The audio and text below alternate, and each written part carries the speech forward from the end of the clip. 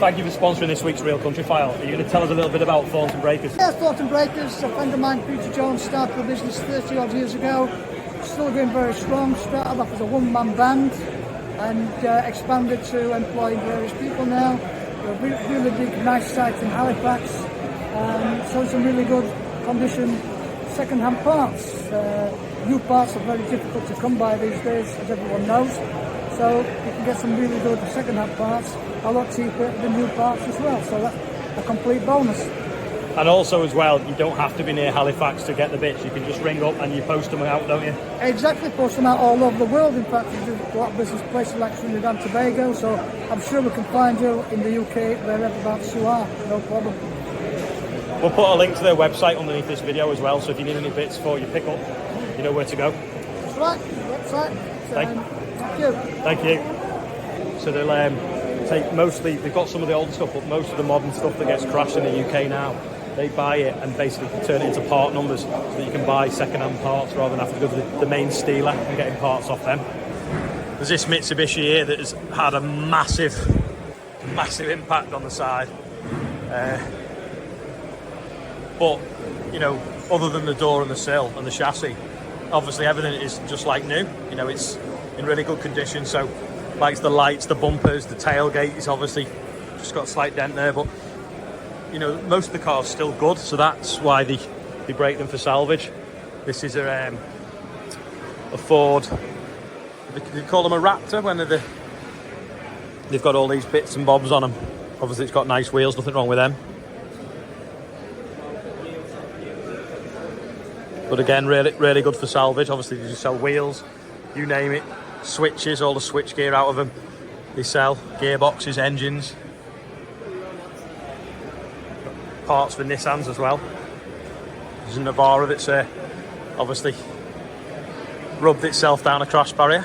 Looks like it's carried on driving with that, swinging about. And then the guy's just been showing me here in the catalogue that some of them, especially the older stuff, they can pack it into containers. There's a picture somewhere, and they can fit about 12 pickups in parts in containers for exporting.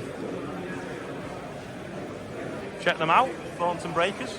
Thanks, Ollie, and thanks once again to Thornton 4x4 Breakers for sponsoring this week's edition of The Real Country File. Now, we've had a video sent in from Ioan Humphreys, an egg farmer in Wales, and to say he's not happy with the supermarkets, well, that'd be a bit of an understatement. Hello, I'm Ioan Humphreys. I'm a free-range egg producer here in Wales. You might see me about kicking up a bit of a stink about the price we're getting for our eggs and the price of production. So, depending on your situation, it can cost an egg producer anywhere from £1.20 to £1.40 to produce a dozen eggs. We, as producers, are getting paid £1.09 for those dozen eggs.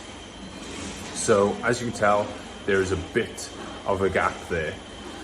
So we're currently operating at a loss.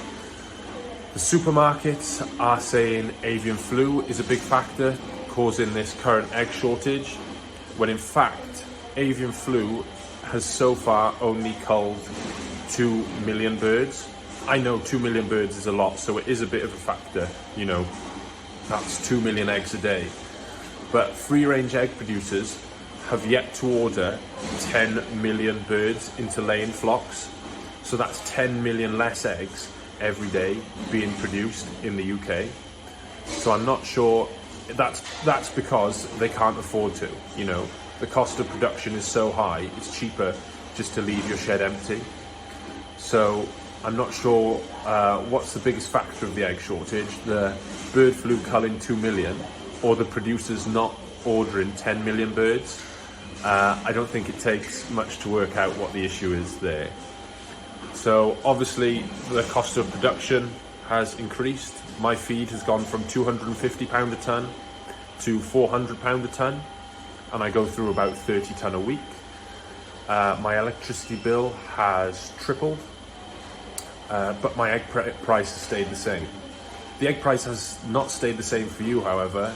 The supermarket have put it up since January, a minimum of 45 pence per dozen.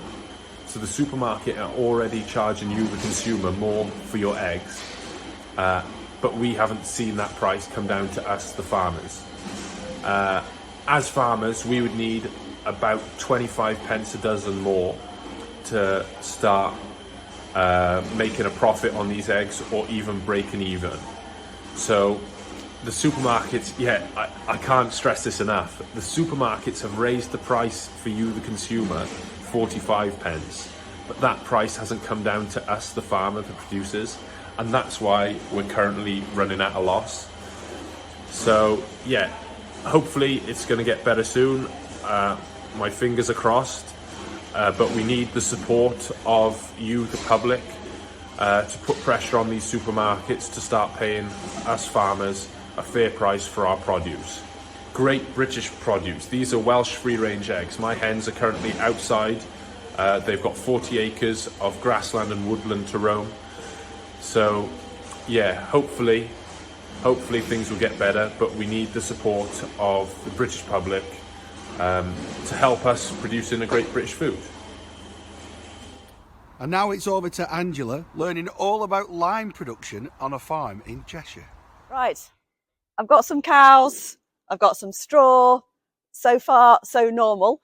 But what's not normal on this farm is what's actually behind me, which is a massive factory. So let's go and have a factory tour and learn more about lime, which is what they coordinate here. So I'm here with Jonathan Bolshaw from Bolshaw Lime. So Jonathan, you run this farm here. So I'm just looking at these fantastic cows behind us. So what sort of breed are these? They're just a bit of a mixed bag of Limousin and Belgian Blue and some Angus. The farming's a bit of a hobby, so we've got about 50 cattle on at the moment. I'd like to do more. We've developed some buildings here down to farm a bit more because it's what I love. But obviously the lime business is where I have to concentrate on and look after. So they're just a mixed bag of some suckler cows, really. It's a bit of a hobby. Okay, so how many acres have you got here altogether? The farm's 200 acres in a ring fence, and we've about 100 acres to mow and about 100 acres that we graze. We're currently renting quite a bit out to some local farmers for some dairy heifers, and these cattle come stay on the bottom side of the ground, and I've got a neighbour who puts sheep on at the during the winter, you know. So at the moment the farming is a bit of a part-time hobby. I'd love to do more, but eventually we'll get there. Okay, so the main business is lime. Yep. So we've got the factory just on this site here. So we'll just have a quick look round and have a look at the factory production line, if that's okay. No problem, thank you. So I'm here with Jonathan Bolshaw from Bolshaw Lime. So Jonathan, you run this farm here. So I'm just looking at these fantastic cows behind us. So what sort of breed are these? They're just a bit of a mixed bag of Limousin and Belgian Blue and some Angus. The farming's a bit of a hobby, so we've got about 50 cattle on at the moment. I'd like to do more. We've developed some buildings here down to farm a bit more because it's what I love. But obviously the lime business is where I have to concentrate on and look after. So they're just a mixed bag of some suckler cows, really. It's a bit of a hobby. The farm's 200 acres in a ring fence, and we've about 100 acres to mow and about 100 acres that we graze. We're currently renting quite a bit out to some local farmers for some dairy heifers, and these cattle come stay on the bottom side of the ground, and I've got a neighbour who puts sheep on at the during the winter, you know. So at the moment the farming's a bit of a part-time hobby. I'd love to do more, but eventually we'll get there. Okay, so the main business is lime. Yep. So we've got the factory just on this site here. So we'll just have a quick look round and have a look at the factory production line, if that's okay. No problem, thank you.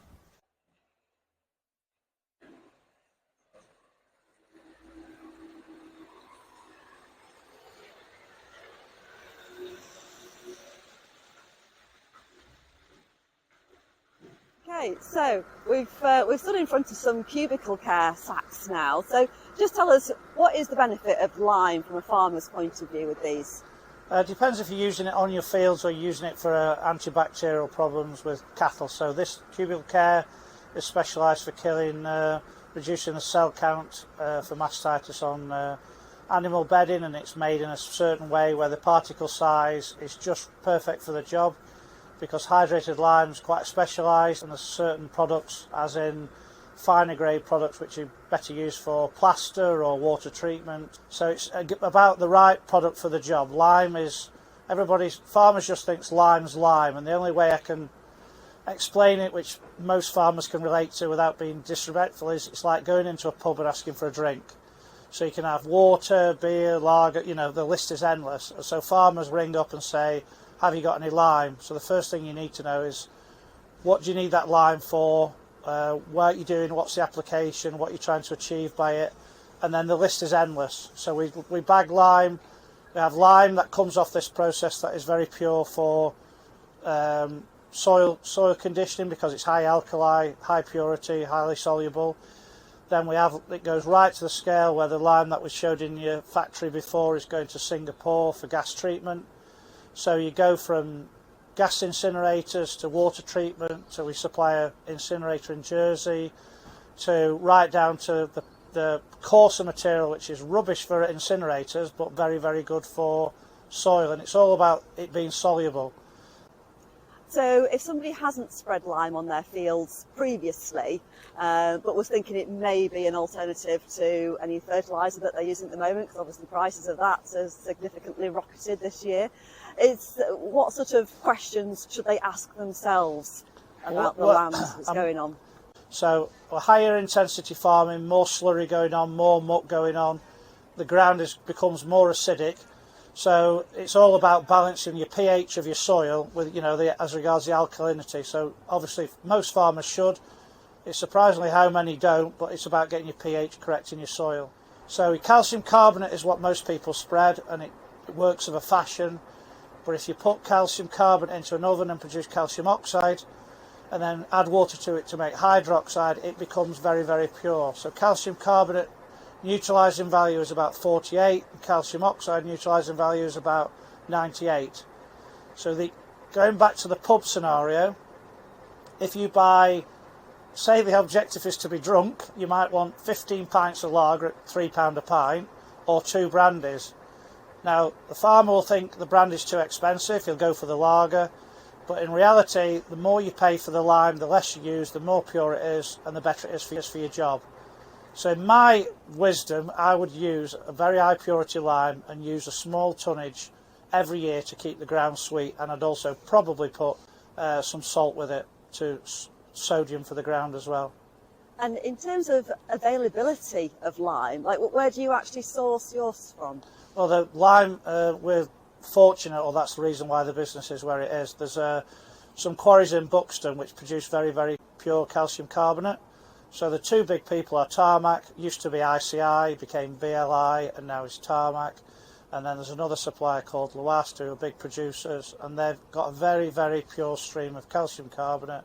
And they basically sell it around the world for its pure, because it's so pure. So we deal with those companies and we bag product for them that goes abroad, but we also buy product for them for our own products. So we're fairly confident that we've got enough supply in this country to keep I think it going. there's several million tonnes at Buxton. I think the one thing we're definitely not going to do is run out of stone. Yeah. Excellent. Very good. Oh, well, that's good news for farmers that want to keep the correct pH on their fields then. I hope so, yeah. So yeah, very good. Okay, well, thanks for showing us around. Thank you. So whatever kind of farming that you do, whether that's arable or livestock or whatever, everything really starts with the ground, and making sure that you've got the best possible way of using that to your best advantage is critical. So whether that's lime or whatever, then do assess pH levels and speak to your agronomist. But who'd have thought, in the middle of the Peak District with such an amazing view, this factory down at the bottom of the valley here would have such a critical part to play in farming life, not just locally, but around the world as well. And here we have part 2 of Stephen's interview with Doc McCarthy, the environmentalist and hill farmer from Lancashire. And the way that you farm and the way that you have your sheep on the moors, all that's linked into sustainable farming for you.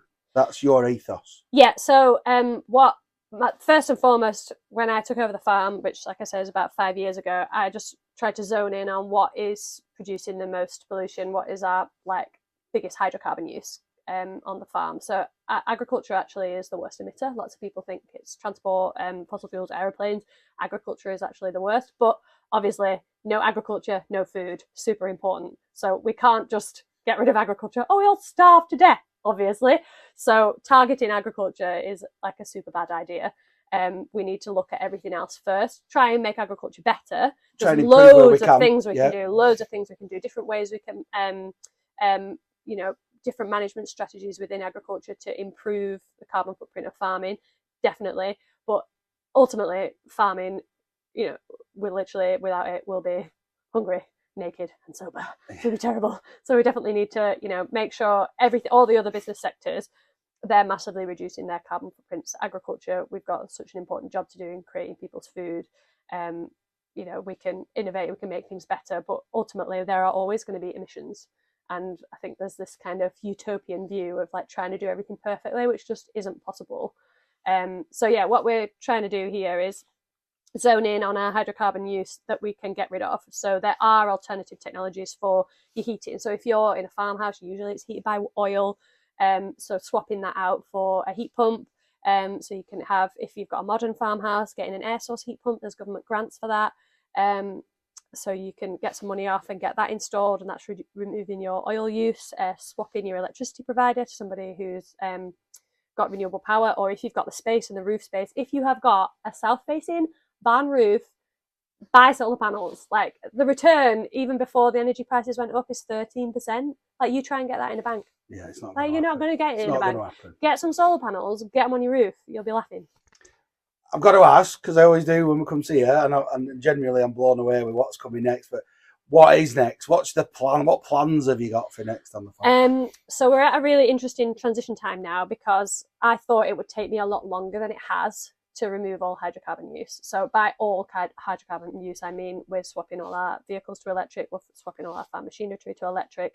So we've got a Tesla Cybertruck on order, which is the only 4x4 that will really replace Land Rover Defender in equal, as in it's as beefy and as strong as a Defender is. You've got one of them on order? We've got one on order. They don't exist yet, though. No, I'm going to say hurry up, Elon Musk, if you're watching this. So yeah, that's on order, and it will blow a Land Rover Defender out of the water, and it's got that onboard computer, which is the main reason we're going for that over a Rivian. So people are like, oh, Rivian, you know, come on, Rivian are great. That's another electric 4x4 manufacturer. Yeah. But the people really overlook the ability of the Tesla computing system, because ultimately it will negate the need to have a driver. So then I've got a 4x4 taxi. And if I can drive it around my farm and I can get it to do stuff for me, you know, it's saving loads of time. Right, okay. You know, the price you have to pay someone to taxi stuff around, drive stuff around, in the long run, once the laws catch up with the technology and you're able to, you know, get your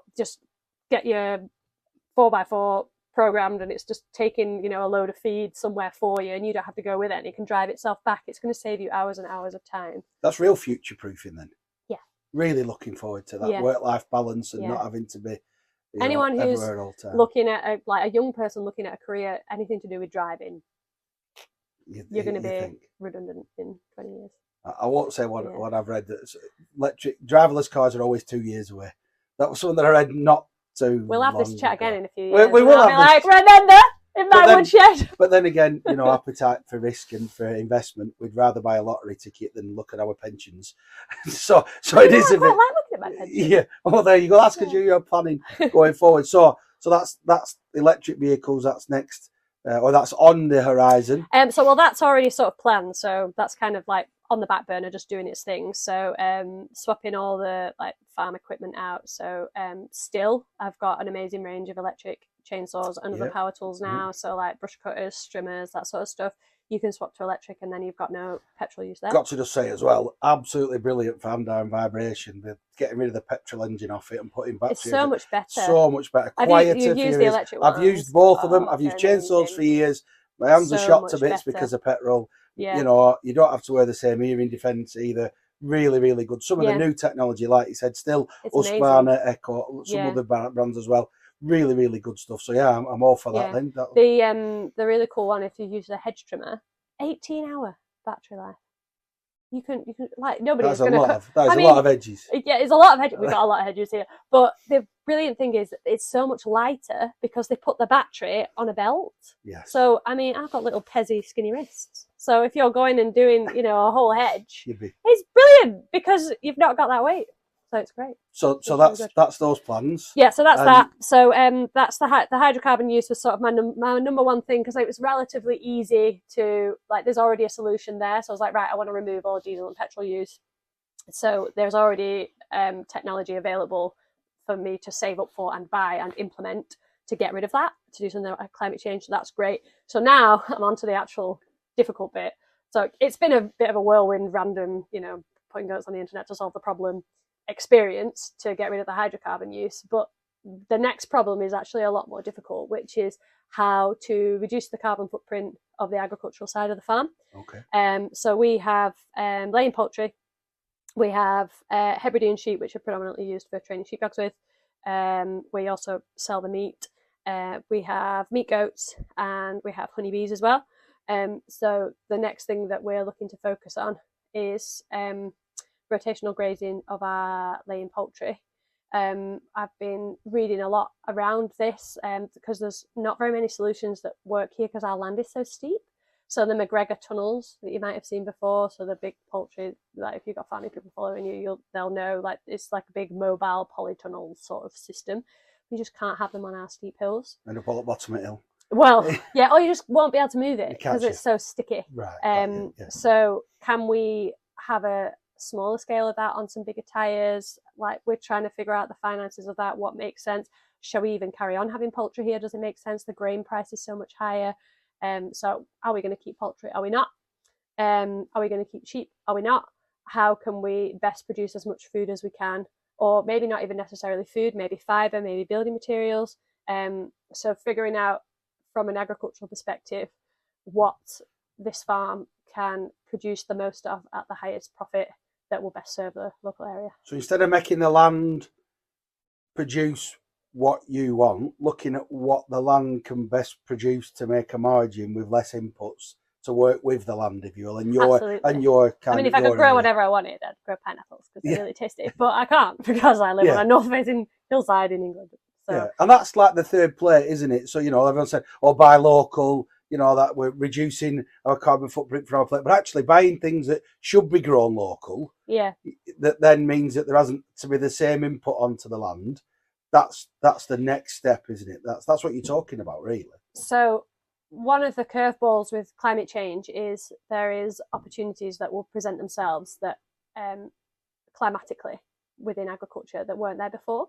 So if you look at the number of vineyards, for example, in the UK, several of the voted best wines in the world, sparkling wines. So sparkling wine is the proper term for champagne. Champagne can only be called champagne if it's from the region of Champagne. But 4 of the top 5 a few years ago were grown in the UK. Yeah. Because that climatic band, because temperatures are increasing, is moving up from France to England.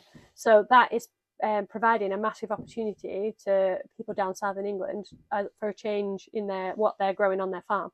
So what does it mean for us? You know, what could used to be able to be grown in the Midlands that could now be grown up here? Obviously, it doesn't work everywhere because we're in like a valley here when we're north facing and we've got loads of clay. So it's trying to figure out, okay, well, we've got our little weather station here. What is the climatic data saying for the last 10 years? And what opportunities does that present from an agricultural perspective? What is best to grow here? And really zoning in on the climate science. As always, it's a whirlwind coming to visit you. I knew there'd be something on the horizon. Love to come and see you again in the summer. Absolutely. We'll have a look around. What is come it? and have a drive in the truck.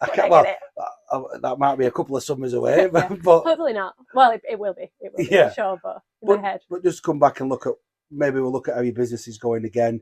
And I know you've got lots of ideas, but thank you for having some time to speak to the Real Country Farm. You're welcome. And in typical, I don't know, you can't see this, but the reason we're filming in a shed is because Stephen has come in the night time. It's all dark outside. So thanks for coming, Stephen. My pleasure. Thank you. That's about it for this week's episode of The Real Country File. Thanks for watching. Thanks to all the sponsors. Also, let's keep our fingers crossed that the grain markets go back up, because in the last 7 days, the wheat and grain I've got on this farm has gone down over 40,000 with market movement, which isn't good. Anyway, fingers crossed that things start to look a bit better, and I'll see you all next week.